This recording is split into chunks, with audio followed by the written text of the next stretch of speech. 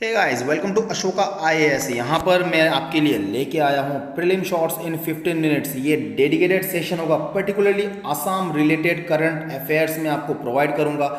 अगर मैं यहाँ पर स्पेसिफिकली बात करूँ, जो जो एपीएससी प्रीलिम्स 2021 अभी होने वाला है, इस एग्ज़ाम के पर्सपेक्टिव से मैं आपके लिए वीडियो बनाऊंगा और मैं आपको प्रोवाइड करूंगा वीडियो अपडेट एवरी सैटरडे। मैं आपको बता देता हूँ, अशोका आईएएस आपके लिए 3 अलग अलग स्लॉट्स में करंट अफेयर एनालिसिस लेके आते हैं। मंडे, थर्सडे एंड सैटरडे को हर डे आपको मिल जाएगा 6 बजे आपका जो करंट अफेयर एनालिसिस है। मंडे एंड थर्सडे जो है पर्टिकुलरली यहाँ पर आपको नेशनल पर्सपेक्टिव से न्यूज़ प्रोवाइड किया जाएगा, जो न्यूज़ एनालिसिस आपको प्रोवाइड किया जाएगा from national point of view. And Saturday का जो सेशन होगा डेडिकेटेड रहेगा particularly for Assam public service commission या आसाम रिलेटेड जो भी कम्पिटिटिव एग्जाम्स होते हैं, इनके पर्सपेक्टिव से हम लोग बनाएंगे आपके लिए और वीडियो। यहाँ पर है प्रीलिम शॉर्ट्स इन 15 मिनट्स। आज के वीडियो में हम कवर करेंगे 3 बहुत ही इंपॉर्टेंट टॉपिक एंड रिलेटेड कुछ MCQs, of course very important for exam perspective, from exam perspective. अगर एग्जाम पॉइंट ऑफ व्यू से बात करें, आगे बढ़ने से पहले मैं आपको बता देता हूं, अशोका आईएएस आपके लिए लेके आया है जीएस फाउंडेशन कोर्स, जहां पर आप ज्वाइन कर सकते हो हमारे साथ for dedicated sessions on general studies topics, जो आपको मिल जाएगा full course as well as satellite courses. आपको अशोका आईएएस प्रोवाइड करता है optional classes for particularly history, anthropology, political science and sociology, जिनके लिए आप एनरोल कर सकते हो दिए गए फ़ोन नंबर पर कांटेक्ट करके। इन सब के अलावा अगर आप यूपीएससी या स्टेट पीसीएस प्रीलिम्स 2021 में बैठना चाहते हो तो आप ज्वाइन कर सकते हो हमारे रिफ्रेशर कोर्स फॉर। ये आपको बेसिकली जो एक लास्ट आवर में जो रिव्यू, जो एक रिवीजन होता है, एक कंप्रिहेंसिव वे में, एक कंसाइज्ड वे में रिवीजन आपको प्रोवाइड करेंगे in our GS refresher course. So आप ज्वाइन कर सकते हो दिए गए फ़ोन नंबर पर कांटेक्ट करके। इन सब के अलावा अशोका आईएएस आपके लिए लेके आता है टॉपर्स टॉक सीरीज, जहां पर आप हमारे सक्सेसफुल कैंडिडेट के साथ जुड़ सकते हो to know about their study strategies, जो इनका डेली रूटीन रहा है, या फिर नोट कैसे प्रिपेयर करने, ऑप्शनल सब्जेक्ट कैसे सिलेक्ट करें, इन सब चीज़ों पे हम बात करेंगे in our dedicated sessions of toppers talk series. आगे बढ़ते हैं। सबसे पहला जो टॉपिक है आज का हमारा, mandarin duck spotted in Assam. यहाँ पर आप देख सकते हो द हिंदू का आर्टिकल है, रेयरली स्पॉटेड मैंड्रिन डक जो है ये देखा गया था असम में। कहाँ पर? मागुरी मोटापोंग बिल। ये जो बिल है ये बेसिकली एक वेटलैंड और वाइल्ड लाइफ सेंचुरी भी है एंड ये काफ़ी ज़्यादा न्यूज़ में भी रहा है रिसेंट पास्ट में। रिसेंटली ये न्यूज़ में रहा क्योंकि आपको पता होगा जो बागजान ऑयल इंसिडेंट हुआ है, जो फायर इंसिडेंट हुआ है, इसमें जो है इस वाइल्ड लाइफ सेंचुरी को काफ़ी माफ़ कीजिएगा, जो वेटलैंड है इसको काफ़ी ज़्यादा नुकसान पहुंचा था। तो इसके चलते ये जो है वेटलैंड काफ़ी और रिसेंटली ये न्यूज़ में चर्चे में रहा है। यहाँ पर मैं अगर बात करूँ स्पॉटेड जो हमारा मैंड्रिन डक है, जिसको अभी पाया गया था, देखा गया था, तो ये देखिए basically it do not belong to Indian subcontinent. ये इंडिया में तो बिल्कुल भी पाया नहीं जाता है। ये आपका मिल जाएगा ईस्ट एशियन कंट्रीज़ में एंड कुछ हद तक यूरोप एंड अमेरिका में आपको ये मिल जाएंगे। लेकिन इसका जो माइग्रेटरी पाथ है वो भी इंडिया से होके हुए नहीं गुजरता है। फिर भी आपको ये दिख गया है इस बार असम में, पर्टिकुलरली तिनसुकिया डिस्ट्रिक्ट में, ये जो हमारा वेटलैंड है यहाँ पर इसका हैबिटेट है। ये वेटलैंड्स के आसपास में रहते हैं, रिवर, फ्रेश वाटर लेक्स के आसपास में ये रहते हैं। आईयूसीएन जो इसका स्टेटस है, it is least concern category में आता है। माना जाता है कि it is one of the most beautiful duck species found in the world. And यहाँ पर इसके बारे में और कुछ सिग्निफिकेंट बातें मैं आपको बता देता हूँ जो आपको एग्जाम पर्सपेक्टिव से चाहिए हो सकता है। इसको सबसे पहले आइडेंटिफाई किया था 1758 में बाय कर्ल लीनियस ने इसको आइडेंटिफाई किया था इन द ईयर 1758। तो इम्पोर्टेंट रहेगा आपके लिए। इसको सबसे पहले रिकॉर्ड किया गया था डिब्रू रिवर में, अगेन जो आता है तिनसुकिया में, in the year 1902। And recent past में अगर मैं बात करूं तो इसको देखा गया in the state of Manipur, जो आपका मणिपुर में लोकताक लेक है, यहाँ पर इसको देखा गया था। सो this is all about mandarin duck जो अभी रिसेंटली देखा गया है। यहाँ से आपका क्वेश्चन आएगा तो मिस नहीं होना चाहिए। सेकेंड जो हमारा न्यूज़ है जो हम एनालाइज करने वाले हैं, first consignment of red rice send to USA. USA में भेजा गया रेड राइस का पहला कंसाइनमेंट। देखिए मैं आपको बता देता हूँ, रेड राइस जो है ये आसाम का नेटिव है, आसाम में पाया जाता है। लोकली इसको कहा जाता है बाव धान, काफ़ी इंपॉर्टेंट एंड इंटीग्रल पार्ट है। ये हमारे रेगुलर जो एसामीज फूड है इसका एक इंटीग्रल पार्ट इसको माना जाता है। And regarding this export promotion, इसको बेसिकली कर रहे हैं, कौन प्रमोट कर रहे हैं, इसको प्रमोट कर रहे हैं एक एजेंसी है, आपने इसके बारे में नाम जरूर सुना होगा, APEDA। इसका जो फुल फॉर्म होता है agricultural and processed food product export development authority. तो ये अपना एक प्रोग्राम जो REPF प्रोग्राम है, राइस एक्सपोर्ट प्रमोशन फोरम, इसके अंडर में इन्होंने एक्सपोर्ट किया है पहला कंसाइनमेंट रेड राइस का all the way to America. इससे माना जा रहा है कि जो फार्मर्स है ब्रह्मपुत्र वैली में, यहाँ पे इनका इनकम जो है काफ़ी हद तक बढ़ जाएगा। ऑफ कोर्स जो एक्सपोर्ट है it will boost their domestic जो इनकम है, इसको काफ़ी बूस्ट करेगा। ये राइस जो है मैं आपको इसके बारे में थोड़ा सा बता देता हूँ। ये माना जाता है this is one of the few species of rice जिसको कहा जाता है it is a deep water paddy, जो वाटर हाई वाटर लेवल को रेजिस्ट कर सकता है, ये अच्छे से सरवाइव कर सकता है हाई वाटर लेवल में भी। According as far as the nutritional aspect is concerned, तो ये जो है basically highly rich in iron, zinc and of course vitamin A भी इसमें काफ़ी हाई क्वांटिटी में आपको मिल जाता है दिस पर्टिकुलर राइस। एंड इसका जो रेड कलर है because of one pigment, and जो पिगमेंट है आपका एंथ्रासियानिन नाम का एक पिगमेंट है जो इसमें पाया जाता है। And this pigment ANTHRACYANIN, you can call it anthracyanin. Anthracyanin जो पिगमेंट है, इस पिगमेंट के चलते इस राइस का जो कलर है वो रेड कलर का अपेयर होता है। सो this is the red rice जो आपको मिल जाएगा आसाम में ब्रह्मपुत्र वैली में, एंड लोकली इसको कहा जाता है बाव धान।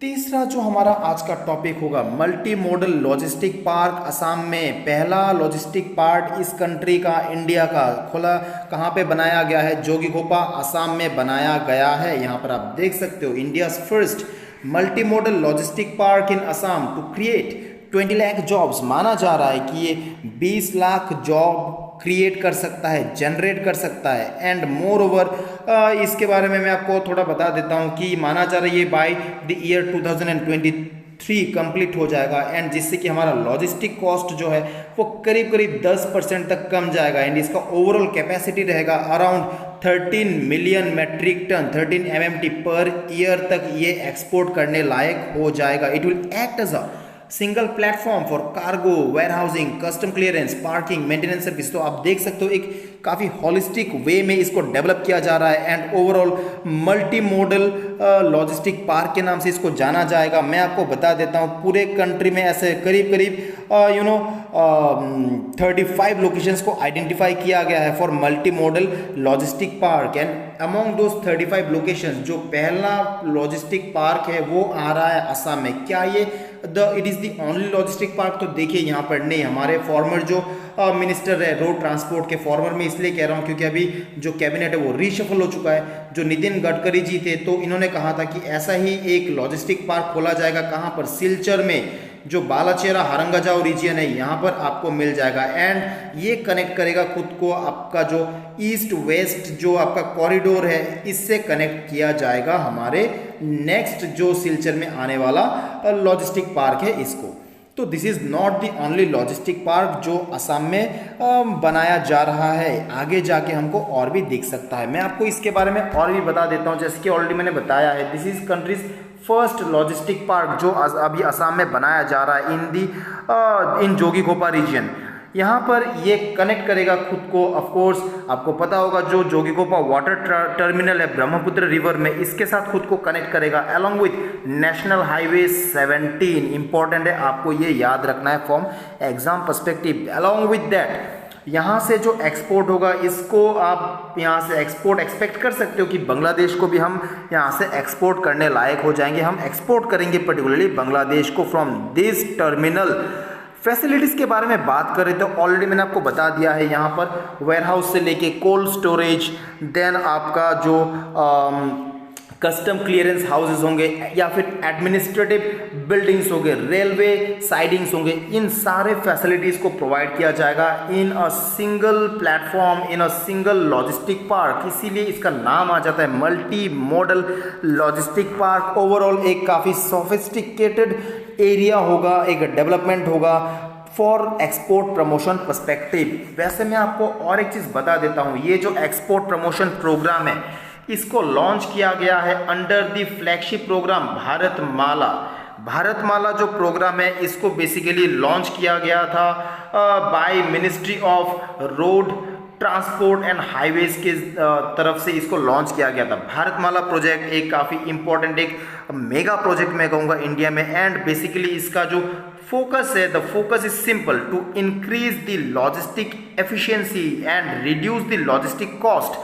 इससे क्या होगा, हमारा जो एक्सपोर्ट है एक्सपोर्ट बढ़ेगा and of course we can generate high revenue out of such sophistication. So Bharatmala project के अंडर में, यहाँ पर देखिए भारतमाला प्रोजेक्ट के अंडर में ऑलरेडी मैंने आपको बता दिया है, टोटल ऐसे 35 लोकेशंस को आइडेंटिफाई किया गया है all over the country, and उनमें से पहला जो लॉजिस्टिक पार्क है वो असम में एस्टेब्लिश किया गया है। लॉजिस्टिक पार्क अगर किसी को समझ में नहीं आया है तो मैं आपको फिर से बता देता हूँ। लॉजिस्टिक पार्क जो है ये एक सोफिस्टिकेटेड एरिया होता है for the holistic development of logistic sector, जिससे कि एक्सपोर्ट जो है अब बेसिकली मैं कहूँगा it is a step towards ease of doing business. आपको पता होगा ईज ऑफ डूइंग बिजनेस एक रिपोर्ट पब्लिश करता है वर्ल्ड बैंक, तो ये भी एक्सपोर्ट सेक्टर में एक्सपोर्ट को प्रमोट करने के लिए जो कॉस्ट है इसको रिड्यूस करने के लिए एक सिग्निफिकेंट स्टेप है from the ministry of road transport and highways. तो ये हो जाता है भारतमाला परियोजना के अंडर में। So this is the third topic that we had to cover for today's video. यहाँ पर मैं आपको आगे बढ़ते हुए कुछ सवाल पूछना चाहूँगा। ऑफ कोर्स मैं चाहूँगा कि इनका जवाब आप मुझे बताएं नीचे कमेंट सेक्शन में, and of course these questions are very very important from your APSC prelims perspective. पहला क्वेश्चन है, consider the following statement regarding biodiversity of Assam. पहला स्टेटमेंट है, हुलक गिवन are endemic to Assam and nowhere found in Asiatic continent. यहाँ पर ये जो हुलक given है, जो एप है, एप का प्रजाति है, ये सिर्फ असम में ही एंडेमिक है एंड कहीं और पाया नहीं जाता है एशिया में। तो दूसरा जो स्टेटमेंट है, रिसेंटली 8 पिग्मी हॉग्स जो कि दुनिया का रेयरेस्ट वाइल्ड पिग है, इसको इंट्रोड्यूस किया गया था काजीरंगा नेशनल पार्क में। Assam has maximum number of orchid species endemic to this region. Dibru-Saikwa is the largest swamp forest in northeast India. तो इन ऑप्शन में से कौन सा ऑप्शन या कौन से ऑप्शंस करेक्ट होंगे आप मुझे बताएंगे नीचे कमेंट सेक्शन में।